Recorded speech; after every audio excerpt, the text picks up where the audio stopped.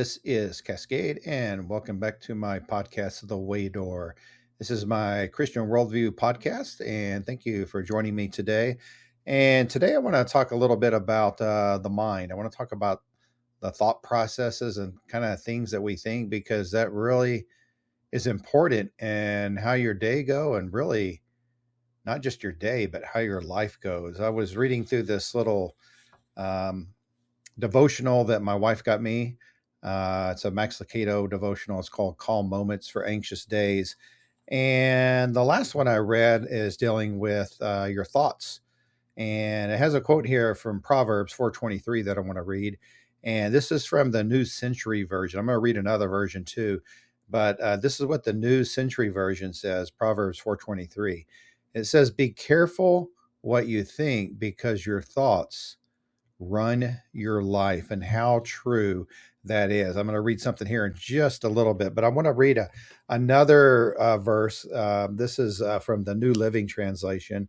And this one, it says the same. Now, this is the same verse, Proverbs 4:23, but it says this in the New Living Translation. It says, "Guard your heart above all else, for it determines the course of your life."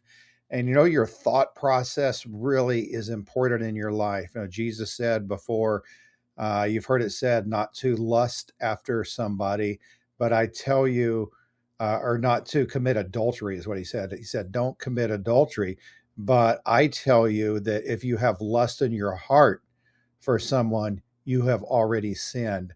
So really the sin process, or the redemption process, that starts in the mind, and your thoughts truly do control the course of your life. There was a great theologian a while back. He passed away a few years back, and his name was Dallas Willard.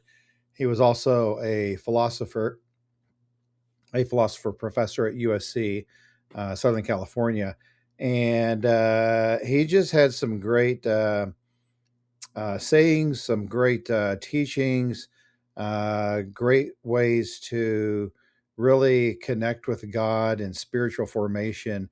And here's some of his teachings on the mind. Again, he was a Christian philosopher and author. Highly recommend you reading some of his books. This is taken basically from this is taken from Renovation of the Heart, where he's talking about the mind here.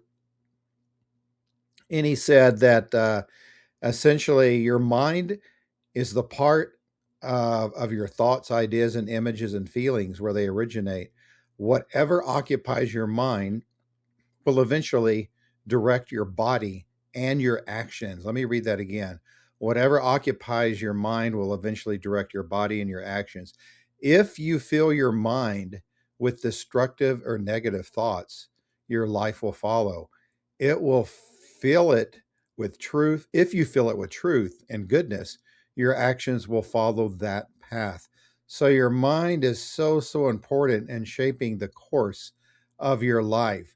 And Willard believed that spiritual transformation really happens by renewing the mind. That's why I wrote the book, or Renovation of the Heart. And here's some more things that he suggested. He suggested that the human mind will not work right unless it is inhabited and shaped by the truth of God. And I think that is so true. Even just looking at my life, I know that when my thoughts are not directed towards God, when I am looking elsewhere, that I am in trouble. I do not pray like I should. I do not think on Christian thoughts. I do not think in ways that are beneficial to my soul. And so your mind is so important in controlling how your life goes.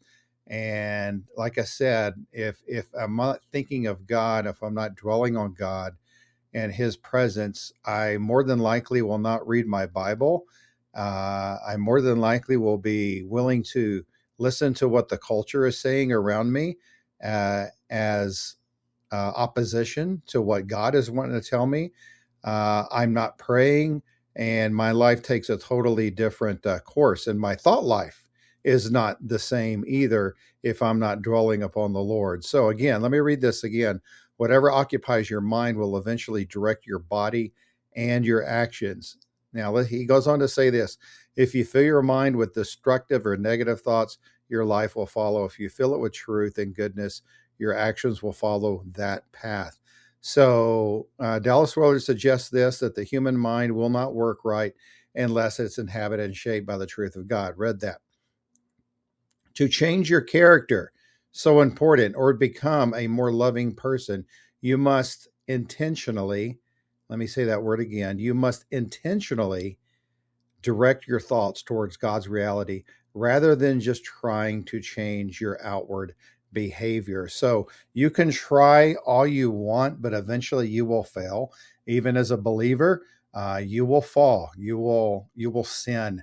But it's so important for me at the beginning of the day to focus my thoughts on the Lord, because each day that God gives me, it's His day. It's not my day.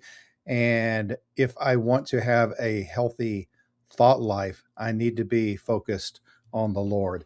And with that, I want to turn my attention to Philippians chapter 4 and close with this passage here. And this is Paul speaking. And starting in verse 8 here, Paul has this to say: And dear brothers and sisters, one final thing. Fix your thoughts on what is true and honorable and right and pure and lovely and admirable. Think about things that are excellent and worthy of praise. Keep putting into practice all that you learned and received from me, everything you heard from me and saw me doing. Then the God of peace will be with you. So, our thought lives, they do control our lives. What do you think about each and every day?